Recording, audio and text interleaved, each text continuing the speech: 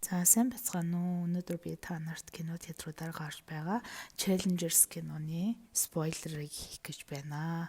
Үйл явдлыг нь ярина. Тэгэхээр хэрвээ та бүхэн энэ киног үзээгүй байх юм бол энэ видеог бити тавиарай. За киногаа ярьж дуусны дараа надад бас өөр төрсэн сэтгэлдээ та бүхэндээ хуваалцах болно. Энэ киноны яг онцлог нь бол үзэж байгаа хүн болгонд өөр мэдрэмж төрөхөөр тийм сэтгэл төрхөөр хийгдсэн маш онцлог санагцсан. За кино маань 3 гол төртэйгаа ер нь бол киноны турш 3хан л дүр баг гарна гэсэн үг. Киноны гол дүр болох Патрик Свэг, Арт Дональдсон хэмээх хоёр залуу бол бүр багасаа найзлсан найзууд. Тэгээ кино эхлэх үед 2006 онд хөвгүүдийн хосын газрын теннисний төрлөөр авраг аваад US Open гэдэг тэмцээнээр авраг аваад тэгээд үүнийхээ дараа эмэгтэйчүүдийн тэмцээн үзээд Таши Дункан гэх залуу газрын теннисний эмэгтэй тамирчинд хоёулаа маш их татагддаг. Тэгээд оройн түүний баярыг тэмдэглэж байгаа үдшилэг дээр очиод Таши Дунканд хоёулаа маш их дурладаг. За Таши Дунканы дүрд бол бидний мэдэх Зендия жүжигчин тоглосон. Тэр бол үнэхээр гайхалтай харагдаж байлаа. Ингээд оройны үдшилгээний дараа Патрик хэрвээ бид хоёртой уулзахыг хүсвэл манай буудлын өрөөнд ирээрээ гэд хэлээд ир хэсгийг нь хардаг. Ингээд хоёулаа тэсэн ядан хүлээгээд Арт болохоор за юу гэж Таши бидний өрөөнд ирэхвдээ гэд ингээ хүлээгээ суужсэн чинь гинт хаалга зөхиод Таши ирдгээ. За ингээд буудлын өрөөнд ирснээр киноны хамгийн алдартай хайрын гурвалжингийн хэсэг буюу хамгийн гал гарсан хэсэг гардаг. За ингээд буудлын өрөөнд гурлаа ярьж явах үедээ Таши ер нь теннисэнд яагаад дуртай тухайгаа ярьдаг. Теннис гэдэг бол зүгээр нэг жирийн тоглоом биш. Хоёр тоглогчийн хоорондын харилцаа нь яг л хайр дурлал үерхэл шиг тийм хоорондын харилцааг илэрхийлдэг учраас би энийг зүгээр тоглоом теннис, газрын теннис гэж ингэж хардггүй. Би маш их юм дуртай гэж ярьдаг. За ингээд тэр гурав хоорондоо яриад байжсэн чинь хүүгүүдийг багтаа ер нь ямар сахилгагүй зүйл хийж исэн бэ гэсэн чинь Патрик анх удаа Артад бар хангалаа хийхийг зааж өгсөн байдаг. Тэгээд ингээд та хоёр нэг охинд хоёулаа ингээд зэрэг татагдчихсан тохиол байгаа юу гэд энэ гурав ярьж ягаад хоёр залуутай үнсэлцээд ингээд гурван секс хийх гэж байгаа юм шиг болсон чинь нөгөө хоёр залуу нь хоорондоо үнсэлтэд явчихдаг. Тэгээд Таши хараад инегээд за маргааш тэмцээн дээр хин ялсан нь түүнтэй би үерхэх болно гэд хэлээд гардаг. Ингээд маргааш залуучууд бол хоорондоо гал алсан тэмцээн хийгээд Патрик төрүүлдэгэ. За ингээд Патрик Таши хоёр уулздаг болоод Арт асуудаг л да. Ер нь та хоёр унтаж үзсэн юм уу гэд асуусан чинь би чамд хэлэхгүй гэдэг. Тэгвэл ядахтаа ямар нэгэн тохио надад хэлээч гэхээр за тэгвэл би чамд ийм тохио хэлье гэд тенниснийхаа ракетийн зайгаар бөмбөгөө барьж байгаа ийм тохио хоорондоо хэлдэг. Ингээд Ташитай унтсан үедээ Артад ийм тохио үзүүлж тэр хоёр унтсан гэдгээ хэлдэг. Ингээд Патрик Таши хоёр үерхэд Стэнфорд руу Арт Таши хоёулаа Стэнфордд сурахаар явдаг. Патрик болохоор мэргэжлийн тамирчныхаа карьерийг үргэлжлүүлээд тэмцээнд орсоор явдаг. За ингээд Таши Арт хоёр дээр Патрик ирж уулзсан чинь Арт бол жоохон тийм хатаарсан байдалтай байдаг. Ташид Арт уулзаад Патрик ер нь чамд жинхнээсээ хайргүй ахаа гэж хэлдэг. За үүний дараа болохоор Патрик Таши хоёр уулзаад яг дотн харьцаанд орох гэжсэн чинь муудалцаад Таши теннисний зөвлөгөө өгөх үеэр чи миний тасгал зөвлөгч биш ээ гэд энэ хоёр муудалцаа салдаг. Ингээд орой Ташигийн их сургуулийнхаа тэмцээн дээр Патрик ирж үздэг. Харин Арт ирээд үзэж явах үеэр Таши айгүй ууртай теннис тоглож байгаад өвдгөө гэмтээдэг.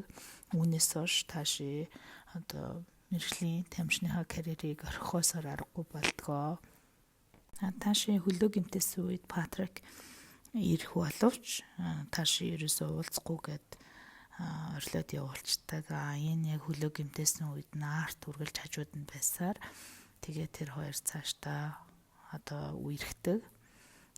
Ингээд одоо цаг хугацаа өнгөрөөд 19 онд тэр хоёр аль хэзээ гэрэлтсэн маш баян ийм алдартай газрын тэнцний хүчирхэг хосууд болсон байдаг.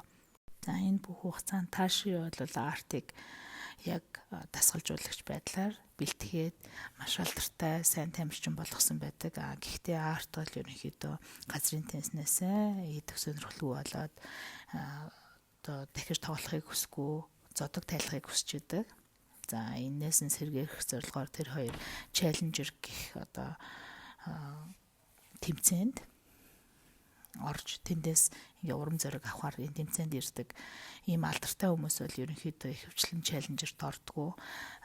Харин энд үеэр болвол тэдний хуучин найз Патрик нь челленжер тэмцээнд орж одоо шагналын сангийн авах гад энэ тэмцээнд орсон байдаг. Ингээд челленжерийн үеэр Таши, Патрик, арт 3 дахин нэг удаа уулздаг. За энэ үеэр арт одоо би хамгийн сүүлийн тоглолтоо хийнэ. Ингээд зодог тайлхаж чи надад тайртай хэвээрээ байх уу гэж хэлгээд Таши үгүй гэж хэлээд тэр өрөөнд гараад Патриктай уулздаг. Ямар нэгэн байдлаар магадгүй Патриктэй энэ таарах гэж хүссэн ч үж магадгүй. Ягаад тэгэхээр Патрик уулзах үедээ хэлдэг чи намайг энд байгаа гэд баг хайгаад ирсэн биз дээ гэж хэлдэг. За тэгээд Патрик Таши хоёр болохоор өмнө нь энэ хоёрыг сүү тавьсан үеэр бас нэг удаа уулзаад одоо гэрлэхээс нь өмнө араар нь тавьсан байдаг артыг. Тэгээд энэ өрөө унтсны маргааш нь тэд нэр челленжерийн сүүлийн тэмцээнд ороод Патрик арт хоёр яг бибинийхээ эсрэг тулалддаг. За энэ үед Патрик артад өмнө нь үзүүлдэг байсан шиг одоо тенсний ракетн дээрээ бөмбөгөө нүхийг нь гол дээр нь тааруулж агаад их нэртэй нь унтсан гэдгээ ингээд мэдэгддэг. Энэ үед бол арт маш их уурлаад тенсээ тоглож эхэлдэг. За энэ бол киноны хамгийн одоо оргил галзуу хэсэг байсан. Кино зураг авалтч гэсэн яг ингээд бөмбөг шиг наашаа цаашаа ойж зураг авалт хийсэн байсан. Үнэхээр сонирхолтой гой зураг авалт гой шийдэл байсан. За ингээд сүүлийн удаа тоглохдоо арт одоо ууралсан уурандаш тэр үнэхээр одоо тенснес маш их таашаал авч гоё тоглодог. За ингээд киноны үйл явдал бол ерөнхийдөө нэг иймэрхүү байгаа. Киноноос үзсэн сэтгэлийн хувьд бол үзсэн хүн болгонд өөр мэдрэмж төрүүлэхээр байгаа. За надад төрсэн сэтгэл нь болохоор энэ гурвын одоо харилцаа яг тенсний талбай дээр байгаа юм шиг санагдсан. Гуруулаа л яг тенс тоглож байгаа гурван хүн шиг байсан. Яг энэ тухай киноны ихэнд Таши хэлсэнтэй тенс гэдэг бол хүний одоо relationship харилцаатай адилхан хоёр тоглогчийн хооронд төрж байгаа мэдрэмж болохоос энэ бол зүгээр нэг тоглоом биш ээ гэж хэлжсэн. Яг тэрнтэй адилхан энэ гурвын харилцаа бол яг тенс тоглож байгаа юм шиг байсан. За гурван талаас гуруулангаасаа тийм байсан. Нэгдүгээрт бол Таши болохоор Арт Патрик хоёрын голд одоо бөмбөг шиг ингээд явж байгаа юм шиг мэдрэмж төрсэн. Арттай гэрэлсэн хэрнээсээ одоо Патриктэй дахин уулздаг юм сэтгэлийн холбоотой тий яг энэ хоёрын хооронд бөмбөг зөгж байгаа юм шиг ингэж наашаа цаашаа явж байгаа санагдсан. За арт болохоор Ташид хайртай эсвэл Патрикт хайртай нь бас айгүй тодорхойгүй. Гэхдээ ямар нэгэн байдлаар Ташидтай гэрэлцэн артад болохоор найзын хувьд юм уу аль эсвэл өөр байдлаар ингэ сэтгэл алдардаг нь болол гарцаагүй. За нөгөө талаас арт болохоор Таши Патрик хоёрын голд айгуу тийм гимбүү бас л яг бөмбөг шиг явж байгаа санагдсан. Яагаад тэгэхээр Таши бол газрын тэнцэнд маш их дуртай. Артыг удирдах болохоор ингээд түүнийг одоо коуч нь болоод дасгалжуулагч нь болж чадах учраас арттай ойртсон юм шиг те. Түүнтэй гэрэлсэн тэгэхээр яг үүндээ бол Патрик хайртай юм шиг. За нэг ийм дүр байгаа. Патрикийн хувьд болохоор таашаатай ингээд ойртдог ч гэсэн артад ямар нэгэн байдлаар найз юм уу аль эсвэл одоо өөр тэ ижил хүснээ сонирхох байдлаар хайр дурлалын байдлаар юм артад сайн. Тэгэд энэ хоёрын Тааши Патрик хоёрын голд арт бас яг ингээд бөмбөг шиг тоглуулж байгаа юм шиг санагцсан. За 3 дахь талаас нь авч үзэх юм бол Патрик өөрөө арт Тааши хоёрын тоглоом болж байгаа юм шиг санагцсан. Яа тэгэхээр арт Тааши хоёр бол хоорондоо гэрэлцэн хүмүүс. Арт бол Тааши тайртай, Тааши бол одоо арттай гэр бүл болсон. Ингээд амжилттай амьдарч байгаа гэсэн хэвнээсээ Патриктэй уулзаж одоо нөхрийнхөө амбицийг сэргээхийн тулд унтж байгаа ч юм уу.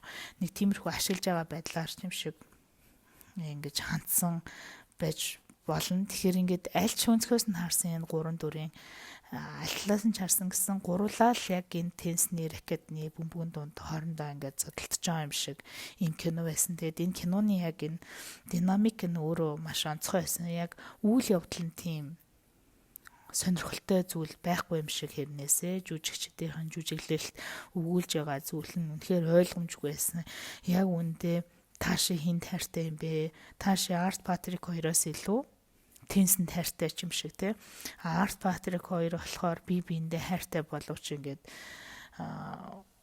хоорондоо ерөөсөө хайр сэтгэлийн харилцаагаа хөгжүүлж чадаагүй, ойртож чадаагүй тэгсэн хэрнээсээ бие биендээ ингээд сэтгэл алдардаг ийм ижил хүстэй хүмүүсийн тухай ч юм шиг.